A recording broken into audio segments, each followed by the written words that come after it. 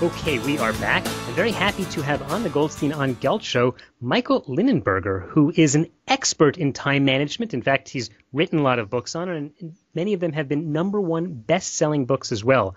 Michael, one of your best books is probably known as the 1-Minute To-Do List. What's that all about? Well, first of all, thanks for having me on the show. I appreciate it. That's one of my favorite books, the 1-Minute To-Do List, because it's an incredibly simple yet powerful to-do list approach that you can do on paper, you can do it in Outlook, other software, you can do it on your smartphone, and it truly does get your day, and believe it or not, and your email. It can actually get your email also under control. And the way it works is you just segment your dues and email into 3 urgency zones that are very unique, not like what you've seen before, and it really does help you get your workday under control. All right, so one of the things I should also mention now is that Michael told all of us that a listener of today's show is going to have the possibility of getting the 1-Minute To-Do List for free. You can, of course, buy it on Amazon, but he said he'll tell us at the end how to do that. So what's different about your model other than segmenting into 3? We all have high, medium, and low priority tasks, don't we? Yeah. Well, I discovered after years of using the old systems that they didn't work very well. And so did a lot of research. I was a vice president at Accenture, that huge management consulting firm, and I needed a way to solve this problem for my staff and for me. Did a lot of research, did some psychological research, and I discovered that there's some key ways you can divide your work up into these urgency zones. And the urgency zones are very unique, and they allow you to segment the energy that you apply to each zone, and you'll find that with a lot less effort, you're getting to those most important things. And the things that drop off at the end of the day are your very least important things, and what a difference that makes. Mm-hmm. Well, I mean, having read the 7 Habits of Highly Neurotic People, and I really felt I fit into that pretty well. I always try to get myself into what Stephen Covey referred to as Quadrant 2, which was the not urgent but important. Is that model still something that's relevant today? Well, it's relevant, but it's just to say that you're going to do that is almost impossible, because what happens is you'll leave one of those classes and you'll go back to your office and start doing that, and within about 4 hours you're fighting fires again. And so I found that what you need to manage urgency head on. You need to attack urgency head on, get it under control so that you can then clear the air and get back to your most important things. So unless you manage urgency directly, you're not going to succeed at that. And that's what this 1-Minute To-Do List does. It gives you 3 urgency zones and an approach to do that. So there are guys like you and like me who actually sort of find the whole time management thing a bit of a religion. I started, I don't know, it must be 15, 20 years ago. I read one of the classic books by Alec McKinsey about managing your day. And I've always felt it's so important because efficiency and not wasting time are high up on my priority list. But sometimes I feel when I'm talking to other people about it, either their eyes are actually rolling back in their head or I just feel that they are. Is it a personality thing for people like you and me, or is this something that you can inspire people to or force them to do? Well, you don't want to force anybody to do anything. I wait till people come to me, and a lot of people do come. I don't have to do any marketing because there's tons of people who need this and then hear about my system and say, oh, I need this. It's working for you. I want it for me. And the thing is, it's so simple. The trouble with a lot of these systems is you have to study them for weeks, and you have to create these huge binders full of all your to-dos and your contacts and your calendar. And that's not what this is. This is a really, really simple technique that you can get started on. I mean, the reason I call it the 1-Minute To-Do List is you really can get going on it in about a minute or two, and the results are, speak for themselves. So no, if you're worried that it's a overkill, it's going to drive you crazy with all the new processes to memorize, there's nothing. It's very easy. It's very easy. All right. And is it also about planning? There are different philosophies of whether you should plan where you want to be in 100 years and work your way backwards, and then you're constantly thinking about the long-term goals, as opposed to some people who say, no, you should think of your 3 to 5 year goals, and then there are the pundits who talk about 1-year goals. And then I've actually heard people say, just wake up in the morning, plan your day, and then tomorrow you'll plan a new day. Well, it's somewhere in between there, the approach I use. First of all, I agree that it is nice to stop and do that kind of long-term planning, and that I think we all should do that, I don't know, once a year or so, do the long-term planning, and then have the lists and your goals there to refer to. But No, this is more tactical. This is more, all right, so what's on fire? How do I get it out of fire? How do I then focus on the important things that, we need to get done this week and beyond? And there's this third zone that I call over the horizon where you can store longer term things, but keep them out of sight except for once a week. And so by segmenting in those three zones, you can focus on those really urgent things, but still have a view of the longer term things if you want. All right. We are talking with Michael Linenberger, who is an expert in time management. He's also the author of a number of books. Many of them are bestsellers, including the 1-Minute To-Do List, which Michael has told us that at the end of our discussion today, he's going to let us know how you can get a free copy of the book. A lot of the to-do list that people are used to are taking a yellow pad and writing down what you have to do and maybe prioritizing it and crossing it out every time you finish something so you get that incredible satisfaction. But I know that you teach a lot of people how to do this in Outlook. How do the tasks work in Outlook, and is it similar to the pencil and paper method? Yeah, well, I think it's much better, and I'll tell you why I think it's much better, and then I'll tell you, how you get there. The reason why I think it's much better than pencil and paper is that these days, at least in my world, 90% of my task requests come in through email. And I think that's true in a lot of the corporate world.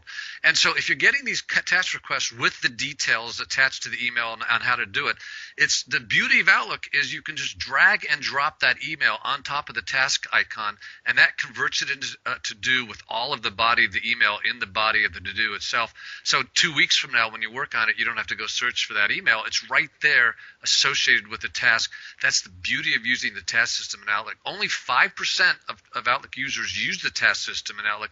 I encourage people to do it. There's this big icon in the lower left-hand corner that says tasks. Click on it and start using it. I think you're going to love it. And I give details in the book on how to do that. But what do you do with all the other, I don't want to insult anyone who sends me an email, but all the other garbage that you get in your email, and some of it's spam, which hopefully our spam filters get rid of it for us. But, I must get hundreds and hundreds of emails a day. They're not tasks. They're just getting in my way. How do you recommend dealing with that? I recommend taking 2 passes over your email inbox. And this is what I do several times a day. 2 passes. First pass is to toss out all the junk so that it's not clouding your vision. And that takes, 10, 20, 30 seconds sometimes, maybe a little bit more, but not much more. Then go back and convert those emails to tasks that have action for you to do that you cannot do right now or don't want to do right now. And then file that mail away immediately. And then the rest of it's just informational. I also file that away, might tag it with some category names so I can find it easier. But I've got, in the book I mentioned, I have a single folder filing system, which is very fast. It saves so much time. It's a lot easier than you think once you start converting emails to tasks. Another trick that I found that I was happy I learned many years ago, but I find many people don't know, is that you can select multiple emails, but not in a row, by simply clicking on one and then holding the control key and clicking on several others. So when you're doing that pass that you suggested, you can select 1, 2, 3, 5, 10, 20 different emails, and then just click the delete key all at once instead of, and it makes the whole routine go much quicker. That's a great tip. Thanks for sharing that. That is a good tip. Yeah, I do that a lot, and it's a good way to go. So what are other apps or software that you recommend? Yeah, so for people who don't have access to Microsoft Outlook, I recommend another software package, and it's free. It's an online package that also has apps that go with it for the iPhone and other places. That thing is called Toodle-Do. And I have no business relationship with them. I just like the software, Toodle-Do, and it can be set up really easily to work with a 1-minute to-do list. In that book that you can get a free download for, I show you how to use that software as well. So when you see people who are not using these sort of systems, they may be very bright and intelligent and even good at their jobs. Well, let's look at it another way. Let's say you saw someone like that and he was applying for a job for you, to work for you. Would you hire someone like that, or do you think that this level of organization today to be successful is an absolute prerequisite? Well, I think it's easy to learn. So, yeah, I would hire somebody, and if they didn't have it in place, I'd spend it really only takes a couple of minutes to get them started, and then I'd coach them a little bit. Within a very short amount of time, you can get up and running on this approach. I think anybody can learn this. I teach these seminars all over the world, and it's amazing how quickly they turn around, and I get emails back from them days, weeks, months later saying, "You changed my life. I'm naming my first child after you because of the amazing impact you've had." And it's gratifying. I mean, I'm kidding a little bit, but it is gratifying to see how grateful people are when this takes place, because when your inbox is out of control, when your life is out of control, it creates a huge amount of unnecessary stress. And to see that stress lifted right after a class or coaching somebody on it is really, really feels good for me. And of course, you have to mention that Michael is one of the 10 most popular names for naming babies these days, but we won't go there. So in a minute, I'm going to ask you how people can get a free copy of your book, or if they choose, they could buy it on Amazon. But tell us one takeaway. What could someone start with today if he wants to begin to get organized? Okay, I'll give you a 20-second lesson on the 1-minute to-do list. How's that? Fabulous. 20-second lesson. 3 zones. Take out a piece of paper, put 3 sections on it. The top section called Critical Now. Put things there that are absolutely, positively due today. You would not leave work if they weren't done. Only 3 to 5 items. It can be empty. In fact, if it's empty, that's great. Second zone called Opportunity Now. Put those things in there that you would work on today if you had the opportunity, but they're not critically due. Up to 10 days out. In other words, they're due up to 10 days out. If they're due beyond 10 days, don't put them in that middle section. Put them in the bottom section, which is called Over the Horizon. And just list as many things there that are on your mind that can wait 10 days or longer, could be much, much longer. That's the essence of the 1-minute to-do list. It's simple. It seems almost, deceptively simple. You'll be amazed at how well it works. But just go do those 3 zones right now and see what happens. More details in the book, but that's the essence of it. Okay, so Michael, tell us, how can people get a free copy right now of the 1-minute to-do list? Okay, so here's a URL where you can download a free PDF copy of the book. So MYN as in Nancy, so MYN as in Nancy, .BZ / free 1MTD. 1MTD stands for 1-minute to-do list. And I'll spell that for you. Free, lowercase, and then the number 1, and then uppercase M as in Mary, uppercase T as in Tom, uppercase D as in dog. So MYN.BZ / free 1MTD. And then get the book.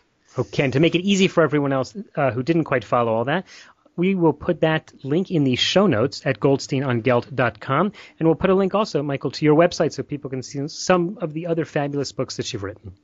Okay, very good. Thanks so much. All right, thanks very much for your time, Michael Linenberger. It's been a pleasure being here. Thanks again. You've been listening to the Goldstein on Gelt Show with money maven Doug Goldstein. Doug's weekly radio show is heard around the world, but if you miss it, you can download the podcast at www.goldsteinongelt.com. The Goldstein on Gelt Show gives you up-to-date financial ideas so you can get on the path to financial freedom. If you'd like your questions answered on the air or off, send Doug an email to doug@profile-financial.com. It's your money for your future, so join Doug every week to build your wealth on the Goldstein on Gelt Show.